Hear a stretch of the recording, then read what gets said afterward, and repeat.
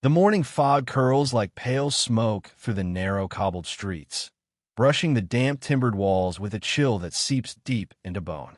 Every stone is slick with frost and dew, every wooden beam heavy with damp, the air thick with the scent of earth and decay. The bell tolls across the marketplace, a low, sonorous sound that carries across the mist, vibrating in the ribs of those who listen. It is a sound pregnant with foreboding, echoing off carved stone facades as if the town itself mourns the day. Smoke from tallow lamps rises in lazy spirals, intermingling with the sour tang of bread left to fester in the morning damp, while the river beneath the arched bridge gurgles in its dark, metallic lament, carrying a chill from the distant hills. In the center of the square, the gallows waits like a patient sentinel, its wooden beams scarred and blackened by years of exposure and use. The ropes coil like sleeping serpents, each knot a promise, each twist a whisper of inevitability. The sun, dim and pale behind layers of mist, offers no warmth here, only a gray light that seems to strip color from everything it touches. Shadows cling to the corners of the buildings, long and restless, flickering across the faces of those who gather. There is an almost sacred hush in the air, a weight that presses upon the chest, demanding silence, attention, submission. Villagers arrive in drifts, cloaks drawn tight, hoods pulled low, faces pale and lined with worry. They murmur prayers, fragments of Latin, old tongues, soft invocations that tremble in the air like fragile wings. Some clutch rosaries, others simply press hands together, knuckles white, whispering words to a God who may not hear them, or may not care. Mothers draw children close, whispering that this is the law of the land, that the punishment fits the crime, while old men mutter that this is the king's justice, blind and unfeeling. Fear hangs between them like the morning fog, mingling with curiosity, a morbid fascination that none dare fully name. The condemned are brought forth, their feet dragging across wet stones, leaving dark streaks that seem to stain the memory of the street itself. Each step is hesitant, deliberate, echoing in the silence, a rhythm that sets the pace of dread. The young man's hands tremble, fingers brushing against the coarse rope of his bonds. His eyes are wide, drinking in the scene with a mixture of disbelief and resignation. The crowd parts, an unspoken accord of space for ritual. He glances at the faces around him, some hardened, some weeping quietly, some staring with wide, unblinking eyes. He sees fragments of life, neighbors, friends, merchants, children, their faces distorted in the gray mist, familiar yet suddenly alien. The executioner moves like a shadow detached from time, hooded and silent, hands gloved and calloused. Each motion is ritual, tightening knots, inspecting the noose, adjusting the ropes with precision honed over decades. His presence is an embodiment of inevitability, a reminder that mercy and cruelty are often indistinguishable in this world. There is no hesitation in him, no falter, only the steady cadence of certainty. He works in silence, yet every movement speaks, a language of dread understood by all who watch. Birds wheel overhead, their cries slicing through the chill air. Their wings beat against the fog, shadows dancing across the cobblestones, drawn by the scent of fear, the pulse of life on the brink of ending. The river murmurs below, carrying fragments of the scene downstream, as if the water itself remembers what is to come. The smells mix, damp wool, sour bread, smoke, sweat, and the faint metallic tang of imminent blood. Each breath taken by the villagers carries these odors, imprinting them upon the memory, threading the square with a shared sense of tension. The young man is lifted onto the platform. His thin cloak offers little protection against the chill, and the cold presses into his skin, biting through to the marrow. The rope is drawn over his head, rough fibers grazing the skin of his neck, leaving tiny abrasions that sting in the cold air. His lips move in a silent prayer, words swallowed by fog. His mind races, though in fragments, memories flaring and disappearing like sparks. The warmth of his mother's hand on a winter morning, the laughter of friends along the river, the smell of fresh bread on market day. Each memory is amplified by the immediacy of death, sharp as the edge of a blade. The crowd leans forward, collective tension taut as a bowstring. Whispers blend with prayers, curses, and quiet sobs. Some avert their eyes, unwilling to witness, while others are rooted, unable to look away. In this suspended moment, the air itself seems to hold its breath.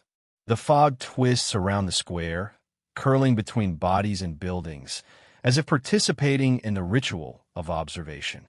The rope tightens further, and the executioner's hands move with ritual precision, adjusting the noose, ensuring the inevitability is flawless. A sudden gust of wind sweeps through the square, lifting hoods, tossing loose hair, and making banners flutter like restless spirits. The rope swings slightly, thumping against the wood, a hollow sound that seems to reverberate in the chest. The condemned shudders, not from cold, but from the recognition of finality. Time slows. The world contracts to the space between the condemned and the gallows, a heartbeat stretched into eternity. Shadows flicker across faces, eyes glisten with tears, and the birds cry again, high above, as if announcing the solemnity of what is to come. The young man's mind drifts further, thoughts tangled in regret and fleeting hope. He recalls the marketplace where he once laughed with friends, the warmth of firelight on cold nights, the brief taste of freedom that life had granted him. He feels the weight of absence pressing against him, the absence of all the tomorrows he will never see.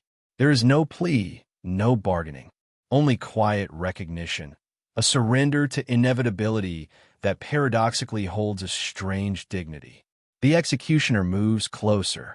The rope is adjusted one last time. The platform tilts, the young man's feet barely finding purchase. A collective shiver runs through the crowd. Breath is caught in throats, prayers suspended mid-utterance, hearts hammering in rhythm with the wind and the river. And then, in a motion swift and final, the world tilts and the young man is gone from sight, replaced by the silent weight of absence, a ghostly imprint upon the mist-laden square. A murmur runs through the villagers, a mixture of relief, horror, grief, and numb awe. Some stagger backward, overwhelmed by the immediacy of death. Others stand frozen, staring, unable to reconcile the vibrancy of life with the stillness of death. The executioner steps back, hands folded, surveying the work with a detached precision. The gallows, though empty, seems to thrum with residual power, a sentinel over the fragile boundary between life and oblivion. The fog lifts slowly, revealing glimpses of the town's timbered houses and the river beyond, their outlines softened and dreamlike. Yet the memory of the condemned lingers, etched into the cobblestones, carried on the wind, threaded into the rhythm of the town's daily life. Children play along the riverbanks where the shadow of death once stretched. Merchants hawk wares in hushed tones, yet beneath it all lies a subtle tremor, a reminder that the day has been touched by inevitability, and life, however ordinary, now carries the weight of what has transpired. The birds circle once more, their wings catching the gray sunlight, shadows flicking across the square like living brushstrokes. The executioner gathers his instruments with deliberate care, coils ropes with ritual precision, a quiet homage to countless lives measured and ended. The square, now calm yet haunted, waits for the next act, for the next life to be claimed, for the endless rhythm of human frailty and justice to continue. The young man's absence becomes a presence in itself, a ghost that inhabits every corner of the town. Faces that looked upon him are changed subtly, etched by grief or guilt or curiosity.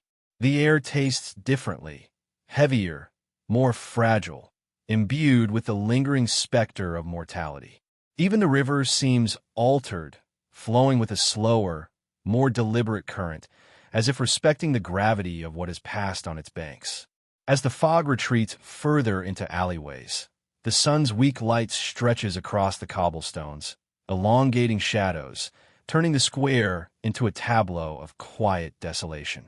A lone crow lands atop the gallows, its dark eyes surveying the ropes, the platform, the cobbles slick with memory. It caws once, a harsh, vibrant note that cuts through the heavy air, a witness to the ritual of life and death. Its wings beat, catching the fragile morning light, and it lifts into the sky, carrying with it a whisper of remembrance. The square empties slowly. Villagers retreat to their homes, their hearts still heavy with unease, carrying the scene with them like a stone pressed into the chest. Conversations are quieter, laughter hesitant, footsteps careful. And yet life continues. The river flows, merchants trade, children play, the town breathes, all under the watchful shadow of memory, under the imprint of inevitability, under the quiet, unyielding law that binds them all. The gallows stands still now, empty yet full of presence, a silent witness to the fragility of life and the certainty of death. The mist lingers in the corners, curling like smoke from a dying fire, a reminder that in this medieval world of timber and stone, of kings and clergy, of law and fear, every heartbeat is precious, every breath borrowed, every life a fleeting candle against the ever-encroaching dark. And as the day unfolds, sunlight weak but insistent, the square begins to breathe again, yet never fully forgets. Shadows lengthen across the stones, the wind whispers through the alleyways, and somewhere in the distance, the bell tolls again. A sound that reminds all who hear that time moves relentlessly, life persists, and yet the memory of the condemned, like the fog, will linger, insistent, unavoidable, a haunting echo of what it means to live and to die in the heart of a medieval town. Shadows gather in the alleyways where refuse rots beneath crooked eaves, and the chill of damp stone bites at the ankles of those who dare wander too close. The air hangs thick, heavy with the mingling scents of salt, rotting fish, and soot from nearby hearths. Every breath carries the taste of fear, of anticipation, of something ancient and inexorable pressing down upon the living. Fishmongers' carts sag under the weight of yesterday's catch, the scales glinting dimly in lantern light, while the whisper of the wind through the crooked streets carries the faint groan of timbers settling, and the echo of distant footsteps long vanished. A young girl peers from behind a lattice window, small hands curling around the wood, as if it might shield her from the horrors below. Her breath fogs the glass in ghostly patterns, dissolving into the gray gloom.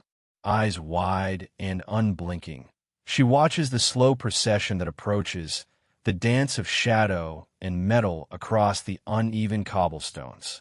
Each step carries the echo of inevitability. She imagines the warmth of her mother's hand on her shoulder, the murmur of gentle words. But here, in this street, there is no comfort, only the raw, trembling weight of dread that seems to settle into her bones. Chains rattle, a metallic prelude that announces the approach of punishment long feared. The sound reverberates through the narrow alleys, bouncing off brick and timber, and even the rats pause in their scavenging, ears twitching to the cadence of human suffering. The condemned appears at the corner, bound and naked to the waist, his skin pale and slick with sweat against the grimy backdrop of the city. Each step is measured, a slow rhythm dictated by the guard's boots and the squeal of iron collars biting into flesh. The wooden stocks groan under the weight of human limbs, each hinge a metallic scream, a note of warning to all who watch. Lantern light flickers against the damp brick walls, revealing the etched names of those who have suffered before. Ghosts immortalized in stone, their pain preserved in letters worn smooth by centuries of rain and grief. Shadows dance across these names, as if the dead themselves lean close to witness yet another performance of humiliation. A soft breeze carries the faint scent of lavender from a nearby widow's window, a reminder that life continues even in the presence of relentless death. The crowd gathers, a river of faces pressed into the street, their expressions taut with dread, curiosity, and silent judgment. Lips part, yet no words escape. Silence is heavier than the iron itself, a living, breathing force pressing against the chests of all who watch. The hawk above circles, wide and silent, talons poised as though it alone can judge the cruelty below. Its shadow sweeps over the street, over the girl pressed to the lattice, over the condemned who stumbles forward. Time seems to stretch, each heartbeat drumming in the ears of the witnesses, each breath a fragile thread in the tapestry of fear. The condemned is hoisted onto the platform, legs straining, arms locked into place. The executioner steps back, allowing a moment to stretch, a pause pregnant with inevitability. The bell tolls, its echo reverberating through every alley and corridor, shaking loose memories of wrongs committed and debts unpaid. Somewhere, a child cries softly, quickly silenced by a mother's hand pressed over its mouth.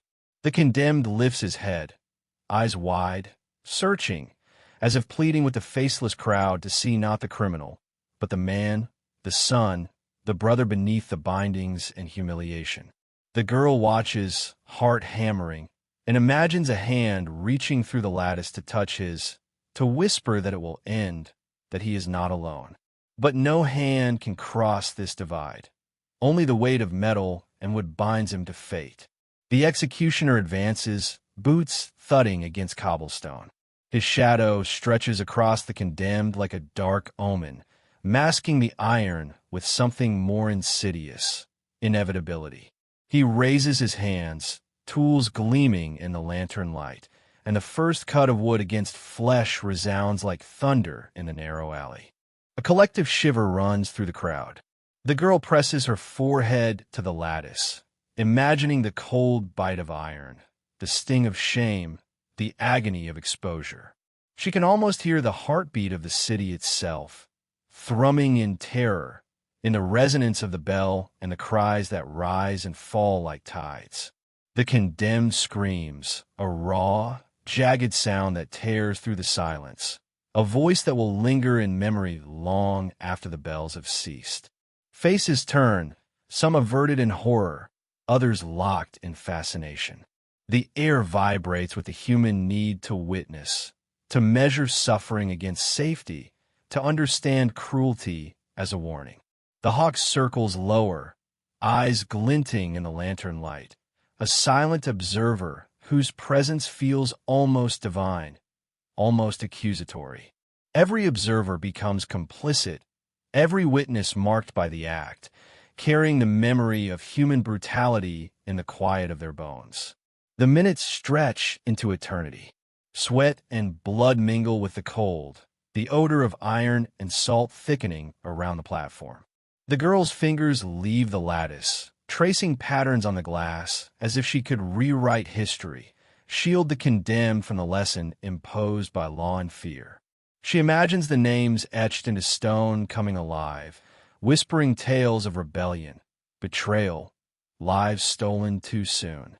Each name is a warning, a shadow that stretches beyond the brick walls into the hearts of those who dare remember. Around the edges of the street, merchants continue to sell, their voices low and trembling, hawking bread and dried fish to anyone brave enough to linger. A dog whines somewhere, sniffing at the blood-stained cobbles, ears flat against its head. Smoke curls from chimneys above, mingling with the fog that drifts like a living thing. A gray curtain obscuring the rooftops and half revealing the city's secrets. Lanterns sway in the wind, casting their trembling light across faces frozen in awe, horror, and empathy. The sun leaks through clouds, a pale witness to cruelty below. The condemned collapses into the stocks, chains clanging with the finality of metal on wood. Silence returns, heavier now, pressing against eardrums and lodging itself in the chest. The crowd does not move, does not speak. They are marked, changed, carrying the memory of this performance, the lesson carved deep into the marrow of their bones. The girl steps back, body trembling, eyes brimming with tears she does not let fall. The lattice rattles faintly as if the building itself sighs, releasing the tension of the street below. A distant bell tolls again, smaller now, a murmur of remembrance rather than warning. The hawk retreats into the sky, wings slicing through the fog, leaving the city to its haunted rhythm. And in the quiet that follows, in the lingering stench of salt and blood, in the shadows stretching long across the cobblestones, a question hangs like smoke. How many more names will be etched? How many more lessons carved in terror before mercy finds a voice? The street, once alive with the spectacle of pain, now waits, hushed, holding itself for the next story, the next act of human suffering to unfold. Above, the clouds shift, and the wind carries a promise of change, however distant. The girl wipes her tears on her sleeve, inhaling the sharp, briny air, imagining a world where she might walk these alleys without fear. She pictures herself older, wandering the streets of the city as an observer, not a witness of terror, carrying memory instead of shame. Yet in the alleys, the echoes of chains and iron linger still, a memory of cruelty, a reminder of what humanity can endure and what it must remember. And as the light fades, the city exhales its shadows.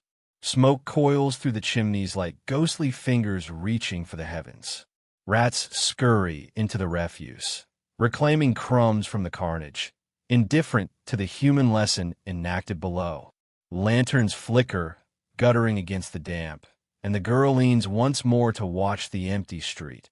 Silent now, except for the distant toll of the bell, the faint rustle of discarded cloth, and the whisper of wind through the crooked eaves. Somewhere, a merchant mutters a prayer for the dead. A mother holds her child a little closer, and the stone faces of those long ago etched into the walls watch still, guardians of memory and warning. The condemned is gone now, dragged through shadows toward some fate the girl cannot imagine. But the lesson remains, etched in the silence of the street, in the trembling hands of the witnesses, in the cold gleam of iron, and in the very air itself. Fear, shame, memory, cruelty, survival. They mingle like smoke in the alleys, weaving a tapestry as old as the city itself. The girl presses her hand to the lattice, feeling the vibration of history beneath her palm, knowing that she has seen the city at its most human, at its most terrible, and that she will carry the weight of this memory long into the years ahead. And so the night descends fully, swallowing the cobblestones in darkness. Lanterns sputter, wind whistles, and the hawk circles high above, a solitary witness in the vast expanse. The city exhales, holding its stories and its shadows close, waiting for the next soul to step into the light, or into the darkness that has always waited. Mist clings stubbornly to the riverbank, curling and twisting around timbered docks, coil upon coil like a living serpent. It slips into the cracks of cobbled streets, drifts over wooden gangways slick with salt, and curls around mooring posts, heavy with the scent of brine. The river hisses and sighs beneath the morning fog, water lapping at the docks, as if murmuring secrets it has carried for generations. The smell of salt and fish hangs thick in the air, mingling with the faint tang of old rot, a perfume that clings to clothes, skin, and hair, and cannot be washed away. Every plank creaks under the slightest weight. Every stone glistens with dew. Every shadow seems to quiver as if the city itself breathes, waiting for what must come. A solitary cart rattles across the uneven cobbles. Its wooden wheels grind against stone, the iron rims squealing in protest, a discordant song that rises above the whispering wind.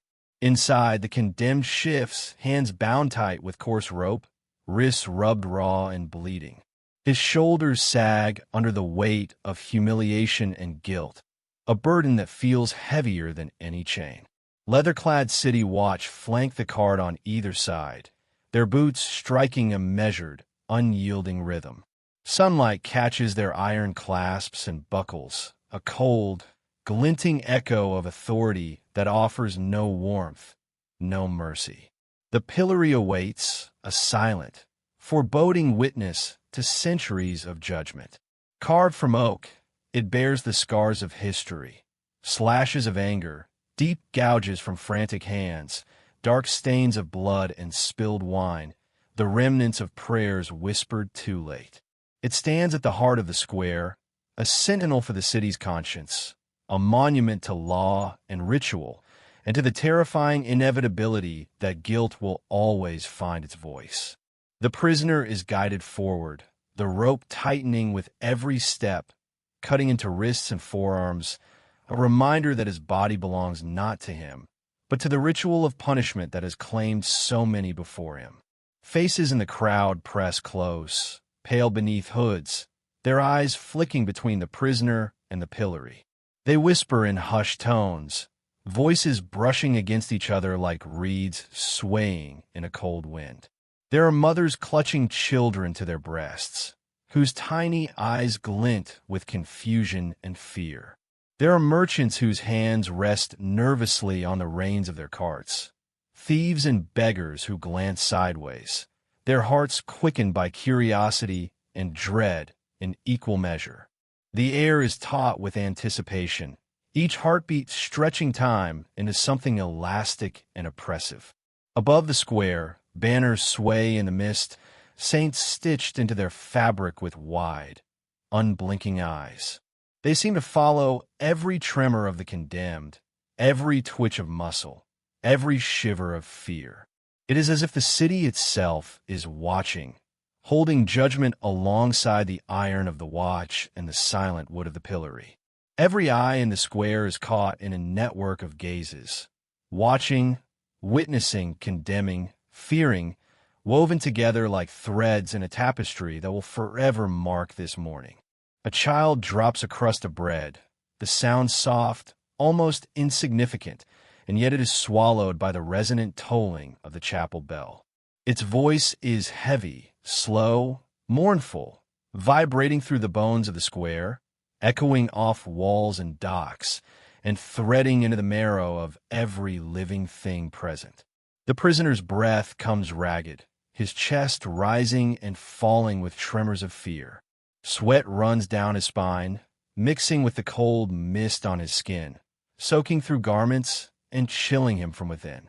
Candle smoke curls from open windows, twisting with the fog, tangling in the crowd's hair, clinging to skin, drifting upward like whispers of the city's conscience. A raven descends, wings slicing through the fog with the soft, deliberate rustle of feathers. It lands atop the pillory with a subtle thud, its black plumage absorbing what little light breaks through the mist. Its eyes gleam, patient and knowing, as if it has witnessed the unfolding of countless fates, each one carved into memory and stone.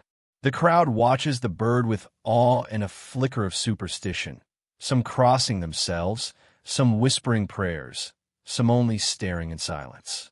The prisoner's gaze flickers upward, meeting the cold, obsidian stare of the raven, and for a fleeting moment, it feels as though judgment is not merely human, but elemental, cosmic. The prisoner is forced to the pillory. He kneels first, the rough stone cutting into his knees, skin tearing and bleeding where it presses against the coarse surface. The ropes cut deeper as he is maneuvered into position, and the wood presses cold and unyielding against his neck and wrists. The faint taste of iron fills his mouth from the blood welling where rope has bitten too deeply.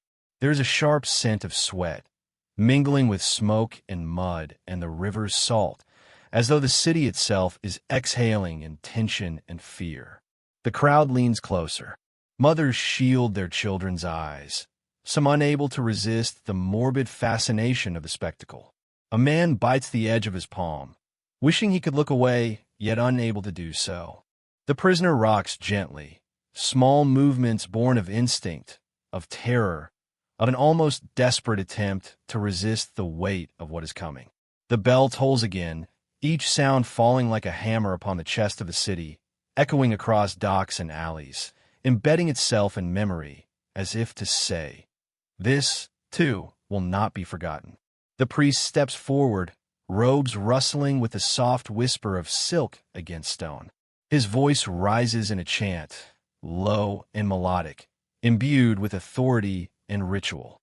The words are familiar: mercy, judgment, confession, but their sound is transformed by the chill fog, by the weight of the moment, by the collective breath of the city. They reach the prisoner, curling around him like a blanket and a noose all at once, offering both the illusion of solace and the certainty of the inevitable.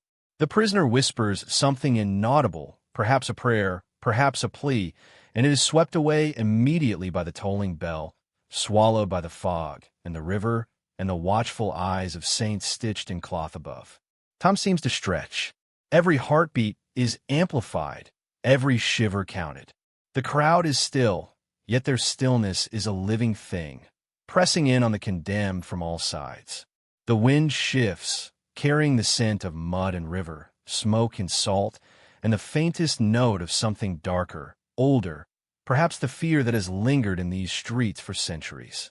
Somewhere a dog barks, sharp and distant, a sound that could be animal or omen, echoing against walls and beams, swallowed almost immediately by the tolling bell.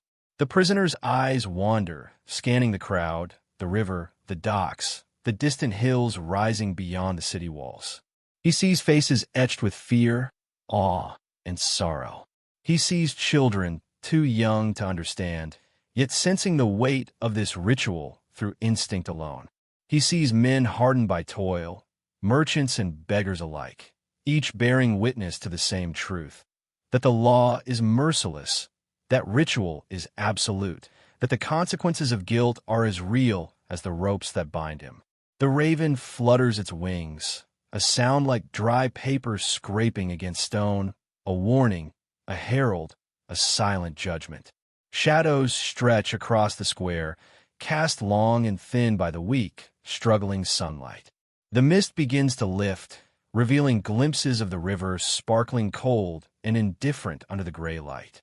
Docks, wagons, and timbered houses appear, standing sentinel over centuries of ritual and memory. The oak of the pillory seems to drink in the light, darkened by centuries of witness, unyielding, eternal. The prisoner rocks forward, shoulders trembling, hands slipping slightly against the coarse rope. Each movement is a plea, a silent scream against the inevitability of fate. The city holds its breath. Whispers ripple through the crowd like a sudden wind, and in that tension, every sound becomes a note in the symphony of dread. The distant clatter of a horse, the soft shuffling of feet, the faint creak of the pillory, the bell tolling somewhere far above, marking the passage of a life. The ritual is complete in its quiet finality. The prisoner's body is captured by the oak and rope, yet his presence, his suffering, his very humanity, lingers in the city long after the ropes have tightened. Mothers clutch children closer, merchants relax, beggars glance sideways, and the city exhales slowly, as if releasing a collective breath it had been holding for centuries. The fog continues to swirl, curling over the river and the cobbles, carrying away the memory of the moment, yet preserving it in the bones of the city, in the whispers of the wind, in the eternal eyes of the raven. And as the mist begins to lift, revealing the cold light of morning, the prisoner's story is etched into memory, not merely as punishment, but as warning, as ritual, as testament. The city resumes its rhythm, yet the square remains haunted by the weight of what is past, the echoes of fear and fascination, the quiet inevitability of guilt and consequence. The river flows on, relentless, eternal, carrying with it the whispers of every scream, every sigh, every story that has ever been bound to the pillory. The oak stands silent, yet alive with memory. The ropes hang ready for the next.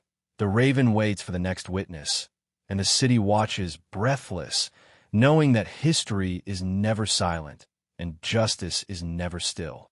Every stone, every timber, every shadow is witness. Every heartbeat of the crowd is part of the story. And in the distance, the bell tolls once more, heavy, slow, inevitable, marking the passage not just of time, but of lives, of sins, of memory that will haunt the riverbanks for generations to come.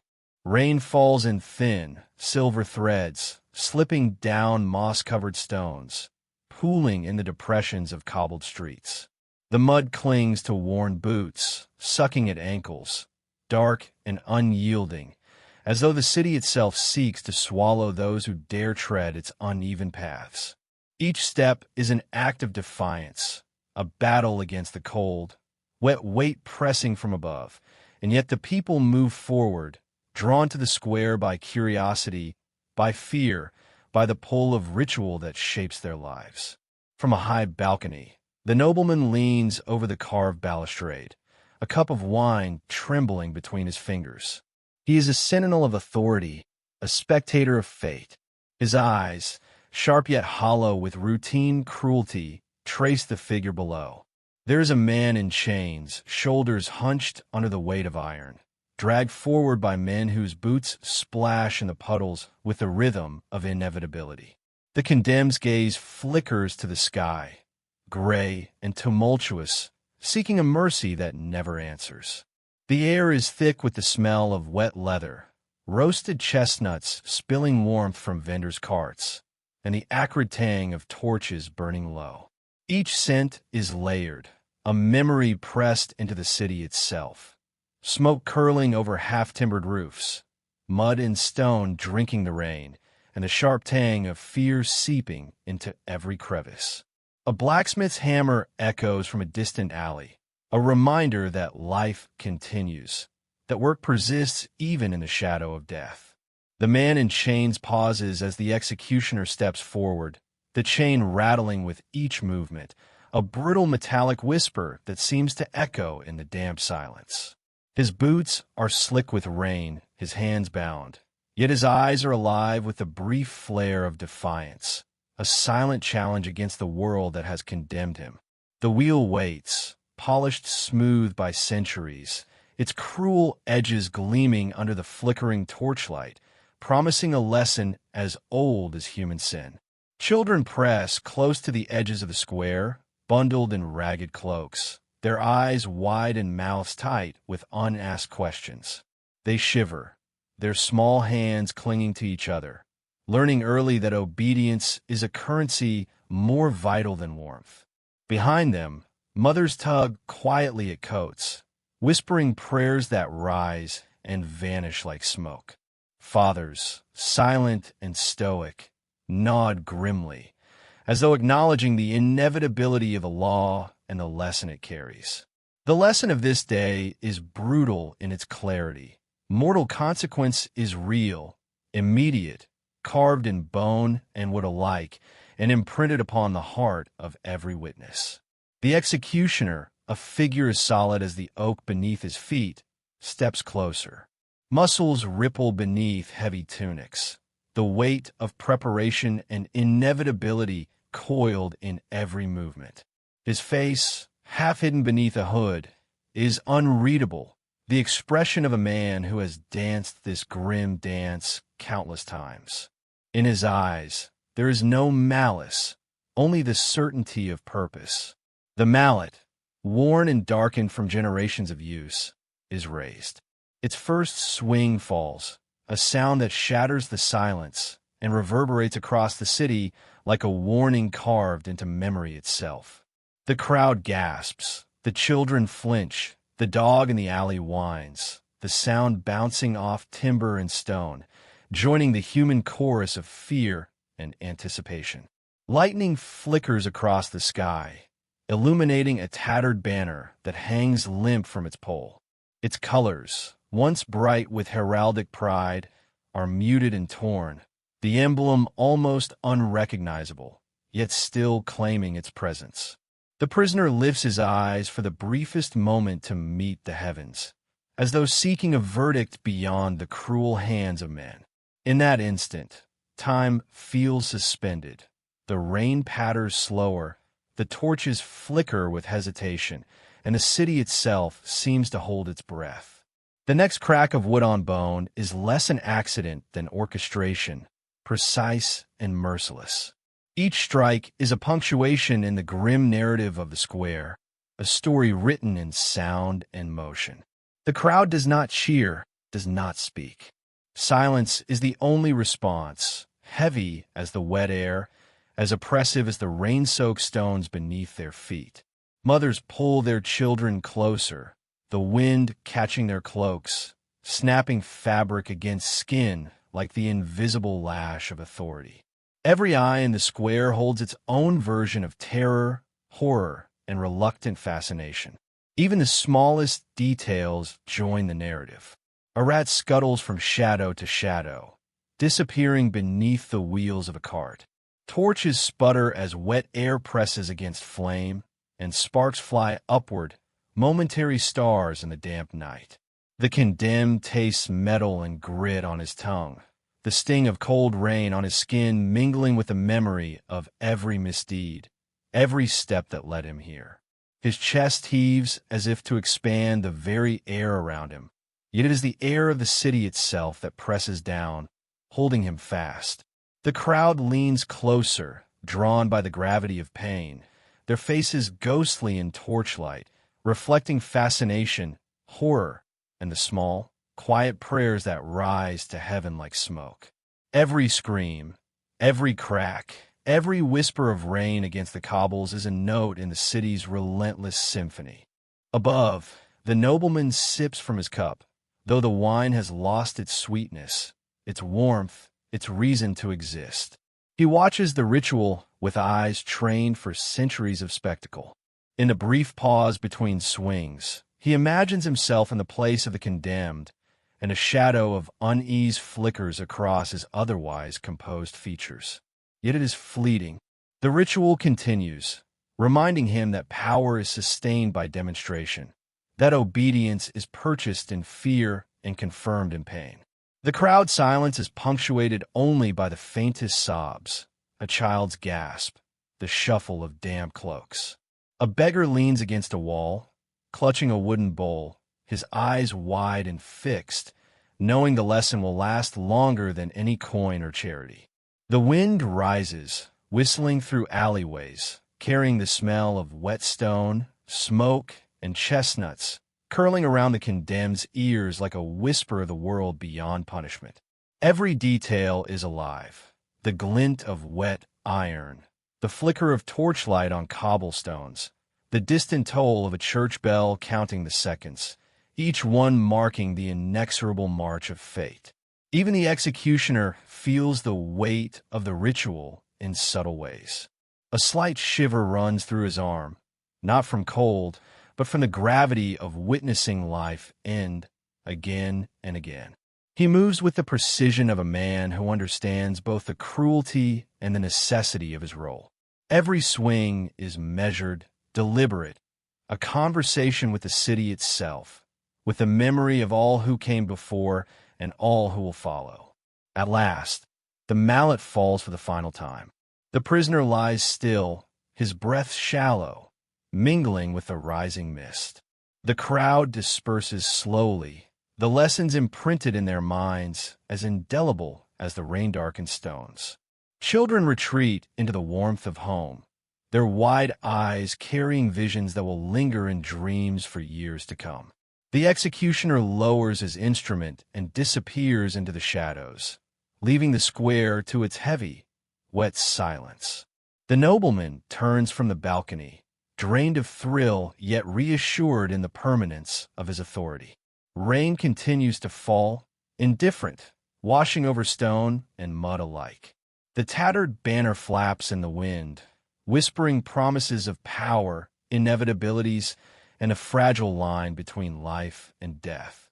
Somewhere, in the silence that follows, the dog's whine fades into memory, a faint echo of the fear that once filled the city. The square is empty, yet not truly void. It holds the weight of what has transpired, the imprint of terror, the cold whisper of inevitability. In that emptiness, there is a pulse, subtle yet persistent.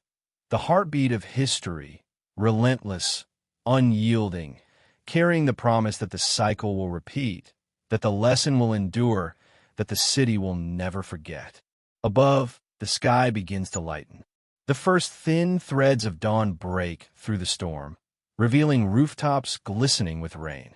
Mist rises from the streets, curling around stones and timber alike, carrying the scent of mud, smoke, and rain. The wheel lies still, a dark monument to consequence, while life resumes around it, cautious and hushed. Farmers emerge from cottages, merchants sweep water from thresholds, and birds shake droplets from feathers, the world slowly reclaiming itself from the grip of ritual and fear. And somewhere beyond the square, the faint glimmer of future struggle stirs. A laborer mutters beneath his breath. A seamstress tightens her hands around thread. A young noblewoman watches from behind a shuttered window, each one a whisper of resistance, of hope, of the human desire to endure. The storm has passed, yet the memory remains, etched into the stones, the air, and the hearts of those who witnessed. For even in the most oppressive despair, the city's pulse continues, a reminder that life will always seek a way, that the human spirit, fragile yet stubborn, cannot be extinguished entirely. Rain falls still, soft now, a quiet accompaniment to the awakening of a city that has learned, for yet another day, the price of disobedience and the glimmer of persistence that will rise again with every dawn. A dense fog rolls through the marketplace, curling around the eaves of shuttered stalls, swallowing torches and lanterns until only dim glimmers cling to the whetstones. The mist is cold, almost tangible, like a hand brushing against skin, leaving a chill that seeps into bones. Every droplet clings to leather, to wool, to bare skin, and carries with it the pungent stench of refuse and smoke from the furnaces and hearths that have burned all night. Beneath it lingers a sharper tang, metallic and bitter, the residue of yesterday's punishments, blood dried to a deep brown crust, yet still scenting the air with a faint, stubborn insistence. In this square, life and death converge, and the heartbeat of the town slows to match the rhythm of dread. In the center, the whipping post stands like a dark altar, coiled ropes glistening with rainwater, leather straps reflecting what little light the fog allows. The wood is scarred, worn smooth in some places, jagged in others, as if it remembers every lash it has borne and waits hungrily for the next. The condemned approaches slowly, barebacked, shoulders quivering in the cold, eyes wide with a terror that is almost holy in its intensity. Their fingers brush against the splintered wood, feeling the grooves left by centuries of torment, each splinter a whisper of the past. A shiver ripples through their body, not from the chill alone, but from the knowledge of what is to come. The crowd presses closer, boots slipping in the mud, cloaks damp and heavy, hearts hammering with anticipation. Mothers clutch children to their chests. Men avert faces but cannot help stealing glances. In their eyes flickers a spectrum of emotions: horror, fascination, sympathy, and the dark thrill of witnessing the fragility of another human. They lean forward, shoulders brushing, breaths mingling in the fog, creating a shared pulse of tension that fills the marketplace with its invisible weight. The bells of the abbey toll slowly, deep and resonant, each note dropping like a stone into the thickened air. Time seems to falter with every chime, as if measured not by hours, but by moments of impending agony. Each toll is a summons, a reminder of divine judgment, earthly cruelty, and the thin, wavering line that separates them. Shadows lengthen and twist under the bell towers, bending around the crowd, lending the square a sacred, almost spectral atmosphere. Birds wheel above in the gray sky, their wings slicing through the fog, cries distant and hollow, echoing the unease that coils through the hearts of spectators. Somewhere, a horse's hooves clatter on stone, a lonely accompaniment, its rhythm mingling with the tolling bells as a slow, grim drumbeat to the ritual below. The condemned's breath comes ragged, each exhale a visible mist that blurs and twists into the surrounding fog. Their shoulders tremble with fear, yet in those tremors there is also defiance, a fragile insistence on survival.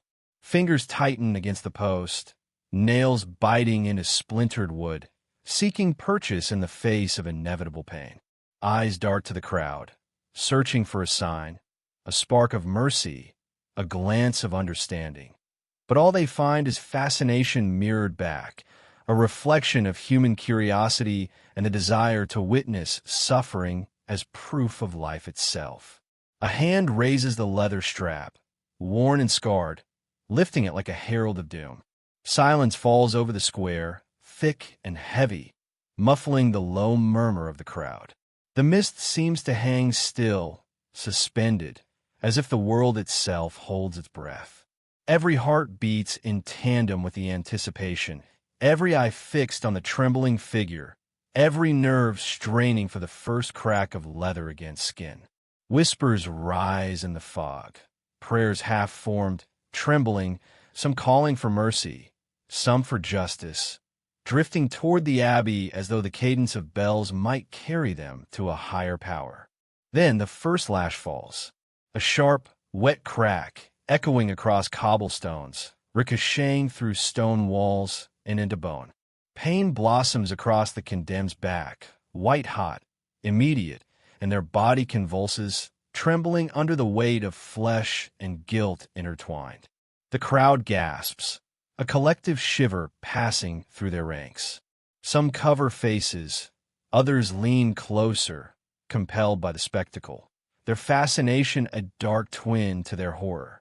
The mist catches droplets of blood, glimmering faintly in torchlight, painting a wet, moving tapestry that speaks of mortality and sin. Between lashes, the condemned taste more than pain. They taste fear, humiliation, despair, a bitter tang that coats the tongue. Their mind races, recalling mistakes, betrayals, moments that led them to this point, and the weight of their choices settles on shoulders already bowed. Each inhale is an act of resistance, each heartbeat a defiance against the inevitability of punishment. A fleeting thought surfaces, will this end? Will there be a moment where they can look at the sky, free of the crowd, free of the fog and the judgment? But even as hope flickers, it is smothered by the cold slap of reality. The spectators, too, are not untouched. In their faces, one can read the reflection of their own mortality, the fragility of flesh and order, the knowledge that no one is truly immune to the forces of law, fate, or divine judgment. Some whisper to neighbors, voices trembling, "He will not endure much longer." Others, more callous, nod with grim satisfaction, a reminder of the thin veneer of civilization that separates them from savagery. Children watch with wide eyes, absorbing lessons they may not yet understand, lessons of fear, obedience, and the cost of transgression. The lashes continue, rhythmical, each a cruel punctuation mark in the story unfolding. The mist thickens, swirling around the post, around the spectators, around the trembling figure who endures each strike with a mixture of terror and grim determination. Faces blur, expressions merging in a collective meditation on suffering and survival. Rainwater mingles with blood on the cobblestones, running in rivulets, washing away some traces while leaving others to stain memory permanently. Somewhere in the crowd, a voice murmurs a prayer, "Lord, have mercy." Others answer silently in hearts and minds, words swallowed by fog. The condemned tastes iron on their tongue, not only from the blood on their back, but from the air itself, thick with anticipation and dread. Every lash is a reminder of the delicate balance between cruelty and order, between sin and mercy, between life and oblivion. And then a pause. The strap falls from the executioner's hand, landing with a dull thud, echoing softly through the fog. The condemned sways, legs trembling, body slick with rain and blood, yet still alive. The crowd exhales, a collective release, yet tension lingers, coiling in the damp air, refusing to dissipate. The post stands silent, empty yet burdened, a witness to pain, a keeper of memory. The mist curls around it, softening edges, hiding scars until the next act of judgment unfolds. In that pause, the world seems to suspend itself, suspended between cruelty and mercy, silence and sound, life and death. The fog thickens, curling like smoke around lanterns and rooftops, and the shadows shift subtly, hiding faces and revealing truths in equal measure. Somewhere, distant bells toll again, a low chord vibrating through the marrow, reminding all who hear that this is not the end, only a chapter in an endless story of human survival and vulnerability. The condemned leans against the post, tasting the bitter tang of rain, blood, and iron. Every fiber aches. Every nerve sings with pain and exhaustion. Thoughts flicker, memories of family, fleeting glimpses of love, the warmth of hearts long abandoned. They wonder fleetingly about the world beyond this square, beyond the fog, beyond the town's walls. Yet reality presses back, cruel and immediate, a reminder that time does not wait, that justice, or vengeance, does not sleep. The crowd begins to stir, murmuring, shifting in the mud, their collective energy vibrating like a living thing, tethered to fear, curiosity, and a grim fascination with human fragility. Some speak softly, offering advice, consolation, prayers. Others remain silent, enraptured, held captive by the spectacle unfolding before them. Even in the fog, there is movement, life creeping through the haze. Merchants hurrying to reopen their stalls, children darting between legs, birds alighting on wet rooftops, witnessing and remembering. The bells toll once more, a long, deep note that reverberates in a stone, wood, and heart alike. And as the fog begins to lift, revealing the slick stones and the silent witnesses, one cannot help but wonder who will be next. Who will face the post, the strap, the cold gaze of the crowd, and the unyielding weight of history pressing down. The marketplace, mist-cloaked and solemn, waits in quiet anticipation, the air heavy with memory, fear, and a fragile sense of survival.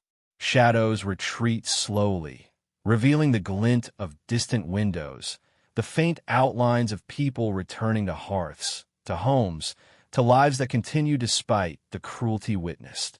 And in that soft light, the square remains scarred and soaked, whispering its truths to all who dare to look, a testament to endurance, suffering, and the delicate, inexorable passage of human life through the corridors of judgment, mercy, and time itself. The mist lingers, curling in the corners of alleys, threading through rooftops, as if reluctant to leave, carrying with it the memory of every lash, every gasp, every heartbeat that echoed in the fog.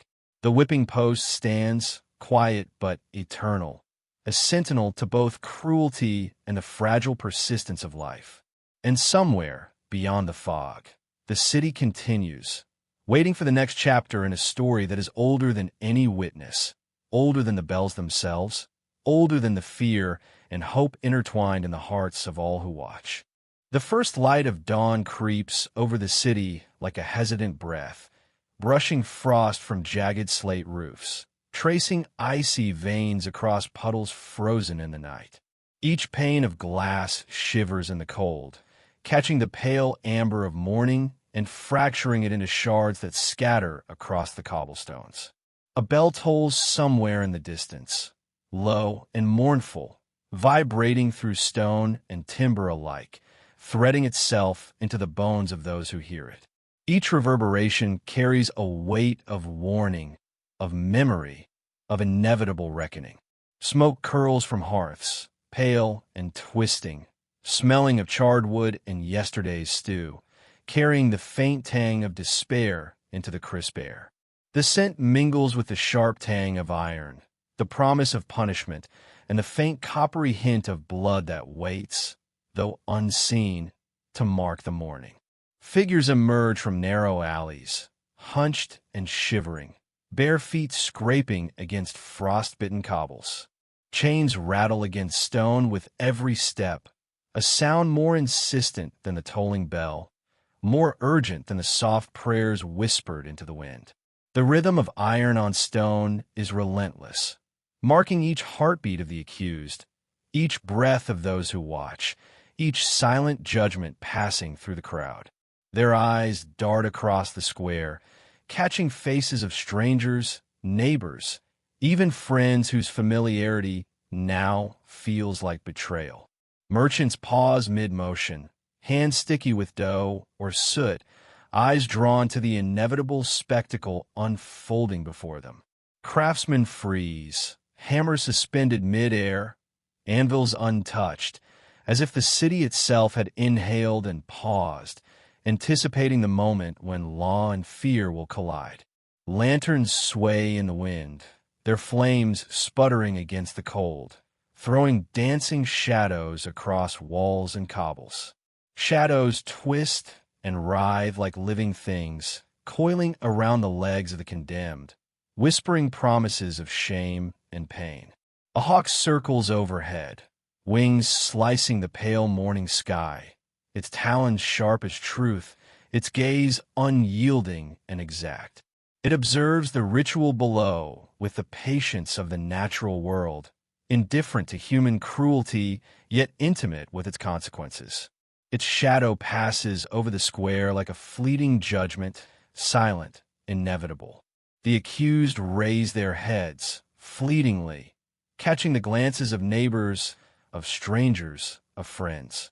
For a brief heartbeat, the world condenses into recognition, into memory, into regret.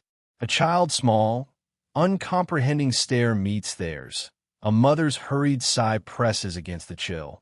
A shopkeeper's eyes narrow in a silent debate between pity and law. The gaze of the crowd presses down on them, heavy as iron, as unyielding as the stones beneath their feet. Their eyes are windows, brief glimpses of defiance, of fear, of hope.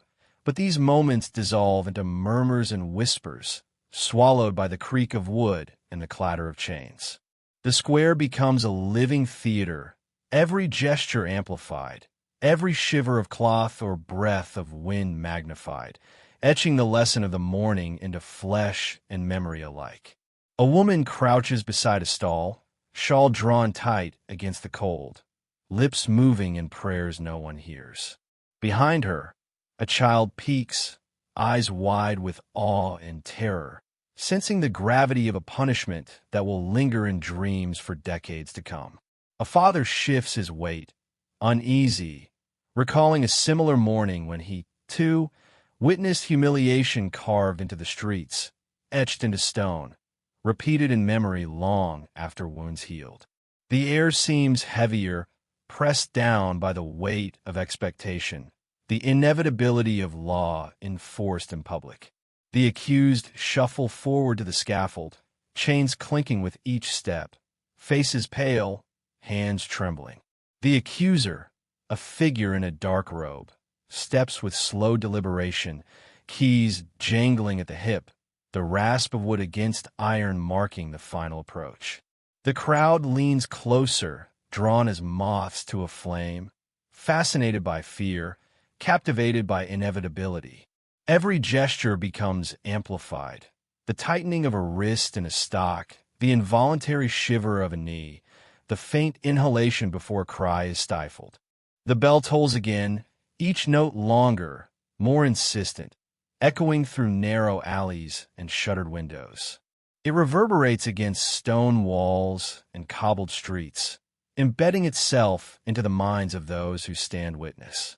One of the accused, a young man, bites his lip until it bleeds, tasting iron, tasting regret, tasting defiance he cannot speak aloud. His eyes catch the faces of familiar townsfolk, some curious, some fearful, some already reciting and whispers the story that will outlive him. His mother stands in the crowd, knuckles white against the cold, whispering prayers that vanish into the morning, unheard and unanswered. Another trembles beside him, her thoughts weaving between the pain of the chains and the fleeting memory of warmth. A hearth, a bed, a mother's hand brushing a fevered brow. The square swells with the collective humanity of spectators, and in that mass of flesh and breath, history lives. The punishment is more than law.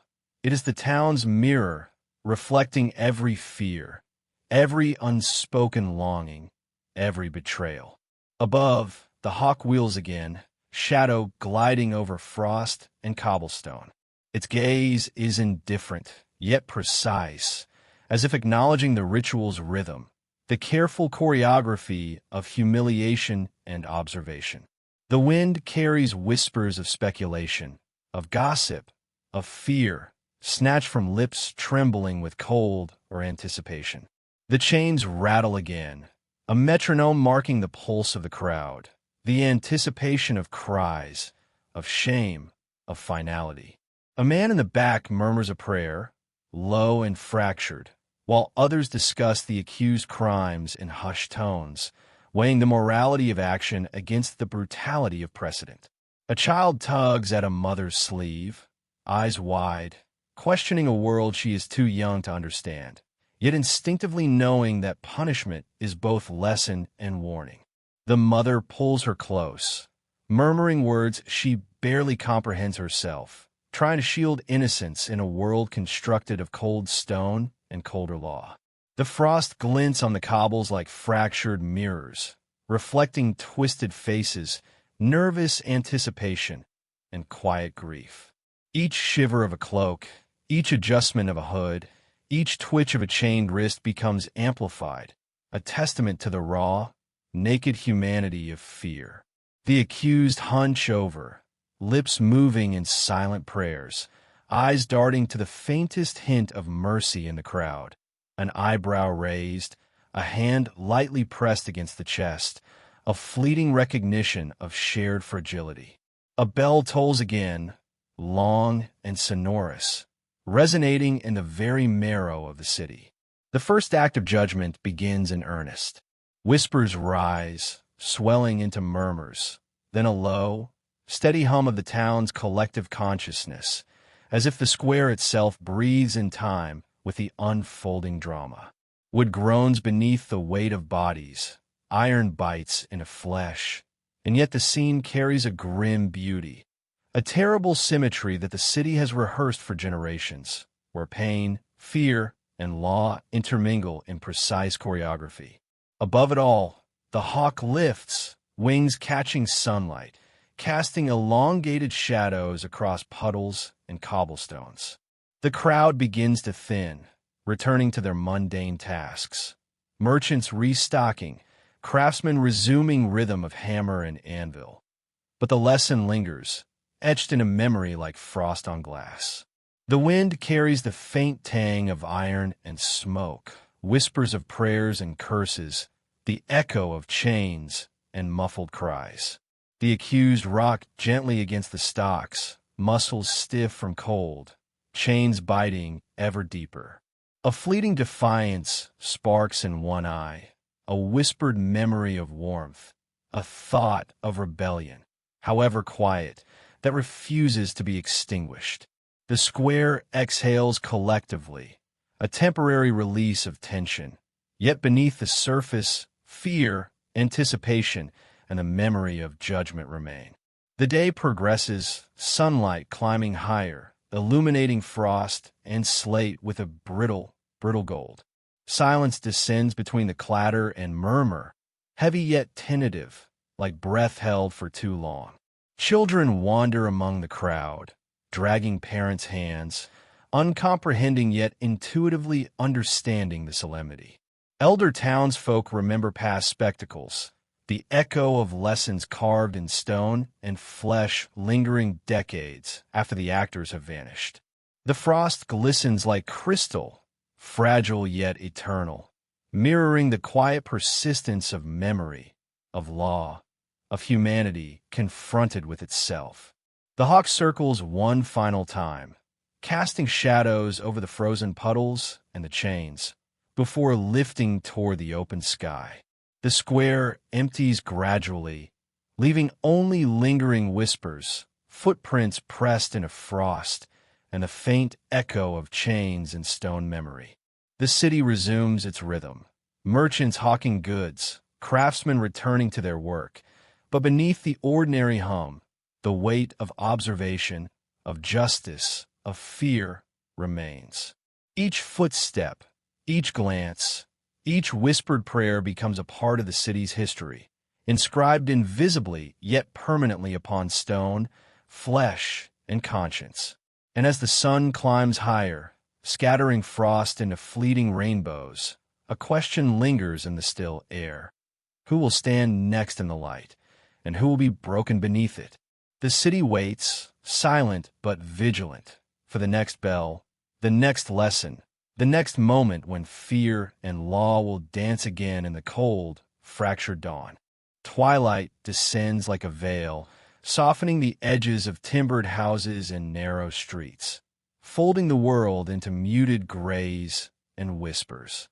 Candlelight trembles behind shuttered windows, each flicker a small rebellion against the encroaching darkness, casting long, shivering shadows that crawl across the cobbles like wandering ghosts.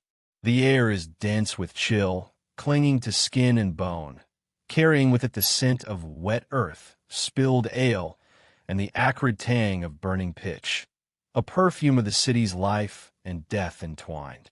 Somewhere distant, a bell tolls, hollow and accusing, its sound rolling over rooftops and twisting through alleys, reminding every soul of the fragile tether between existence and oblivion. The clatter of chains erupts suddenly, sharp and metallic, slicing through murmurs and whispered prayers alike. The condemned are brought forth, their faces pale beneath hoods, eyes wide with a mixture of defiance and despair. Each step on the uneven stones resonates like a drumbeat, slow and deliberate, a prelude to punishment, a measure of fate. The pillory stands at the center of the square, a wooden monolith darkened and scarred by centuries of pain. Its presence dominates the space, silent yet deafening, an unmovable witness to humanity's capacity for cruelty and obedience alike. Its beams are etched with initials, nails, and countless splinters, a graveyard of names and sins, both remembered and forgotten. The crowd shifts as one organism, drawn together by curiosity and dread, their breath misting in the cold air. Mothers clutch trembling children, merchants freeze mid-gesture, and the old lean on canes worn smooth by years of use. Every gaze is fixed, every instinct alert. Coins are clutched in trembling hands, perhaps alms for prayers, perhaps bribes against conscience. But the sound of metal sliding against metal is swallowed by the weight of anticipation. Whispers coil through the audience like smoke, words of hope, fear, superstition tangled together until no one can tell truth from rumor.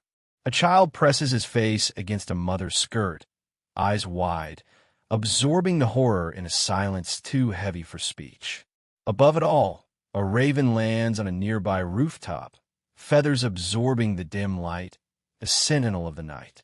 Its dark eyes glint with uncanny patience, unblinking, as if it understands the unspoken contracts of sin and punishment. The bird watches as the first act unfolds. A guard steps forward, the hinge of the pillory groaning as it opens. The condemned is thrust into place, limbs secured, head forced down, a human figure carved into the city's conscience. Gasps ripple through the crowd, some instinctive, others learn from a history of watching, learning, and surviving. Somewhere, a child cries out, the sound sharp and raw against the evening's hush, then is hushed quickly by the firm hand of a parent. This is no mere punishment. It is theater and morality entwined, a lesson written in flesh and fear. The condemned bows his head, hood concealing the flicker of tears, the set jaw betraying the effort to hold dignity amidst degradation. A bead of sweat runs down his temple despite the chill, a bead that carries both life and mortality in its sheen. The crowd leans in, drawn by an invisible cord of fascination and horror. Shadows twist unnaturally across the walls of timbered houses, reshaped with every flicker of torchlight, as though the night itself participates in the grim ritual unfolding below. From the shadowed windows above, muted faces watch, lips moving in silent prayers, eyes wide with recognition. Old men murmur curses or recollections of their own narrow escapes. Women press hands together as though gripping fragile threads of fate. In every gesture lies a memory, a reflection, a quiet admission. None escapes this cycle unscarred. Justice, sin, retribution, survival. They're stitched together like the interlaced beams of the homes surrounding the square, every timber bearing witness. The first act of punishment is swift yet brutal.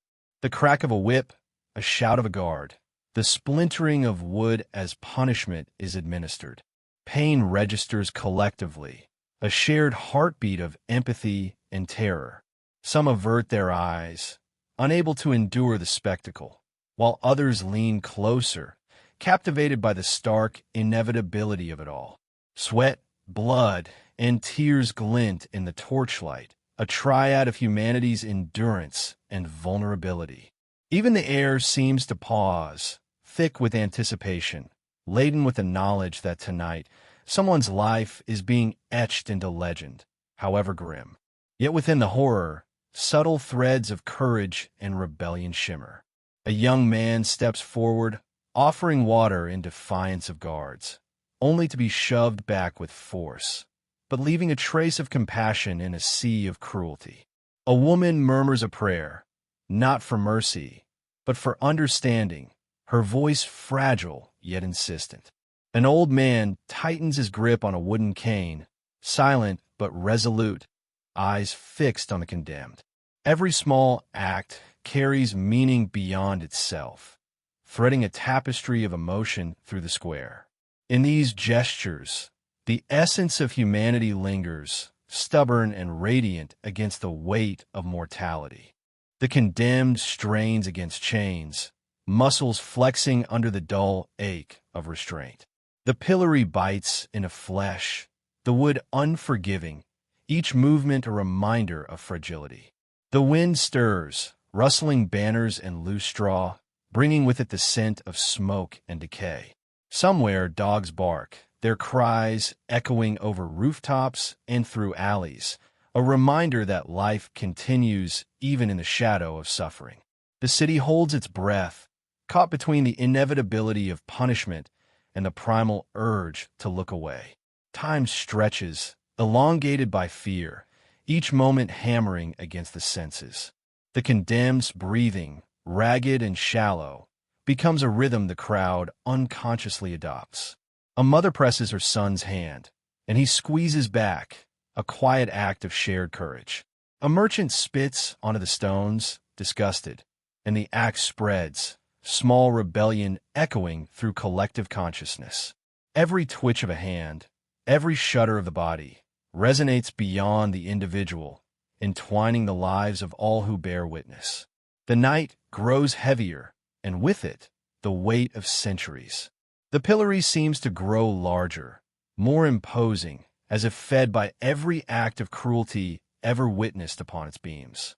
Shadows lengthen, dancing and writhing in the torchlight, intertwining with smoke and mist. The condemned whispers a prayer under his breath, a mantra against despair, a defiance that survives in the corners of the heart where hope flickers dimly. The crowd leans in, some for horror, others for understanding, yet all are bound together by the fragile thread of human consciousness in the presence of mortality. Gradually, the punishment concludes, leaving the condemned bent, broken, yet alive, a testament to endurance. The crowd exhales collectively, a wave of relief, horror, and recognition. Coins fall from loosened hands. Prayers taper into silence. The air begins to clear, the tension dissipating, leaving behind a residue of reflection, a reminder that life and death walk side by side in every moment. The raven lifts into the misted night, wings cutting through the darkness, carrying the memory of what has passed, leaving the pillory empty yet ominously patient. The streets, dim and hushed once more, seem to absorb the echoes of fear, courage, and grief. Every stone, every timbered wall retains the memory of what transpired, embedding it into the city itself. A soft wind drifts through alleys and across rooftops, carrying the scent of wet earth, burning pitch, and unresolved tales yet to unfold. In the lingering twilight, the city remembers itself not as a mere collection of homes and markets, but as a crucible where humanity's darkest impulses meet its quietest hopes. And somewhere, in the recesses of every heart, the question lingers, unspoken yet insistent. When our time comes, will we bear the weight of watching or the weight of being watched? Life continues, uncertain, fragile, and fleeting. The cobbles glisten with rain yet to fall, the torchlight guttering, casting shadows that twist and bend in the corners of alleys. A merchant closes his stall, muttering prayers of gratitude for survival. Children huddle closer to parents, absorbing the lesson of the evening in silence. Every face carries the mark of the night, etched invisibly into memory. The condemned disappears into the folds of the city, leaving behind not only a story of punishment, but a meditation on human frailty, resilience, and the delicate balance of mercy and cruelty. As the night deepens, the city exhales slowly. The pillory, now empty, remains a sentinel, scarred and patient. Shadows creep into corners, flames flicker in shuttered windows, and the faint whisper of wind carries with it the stories of the living and the dead. History, lived in fear and hope, in courage and cruelty, breathes in every stone and beam, waiting for the next act, the next tale of humanity tested and revealed. And in that waiting, the city and all who dwell within it remember that twilight is not merely the end of day, but a moment of reckoning, reflection, and the quiet promise of what is yet to come.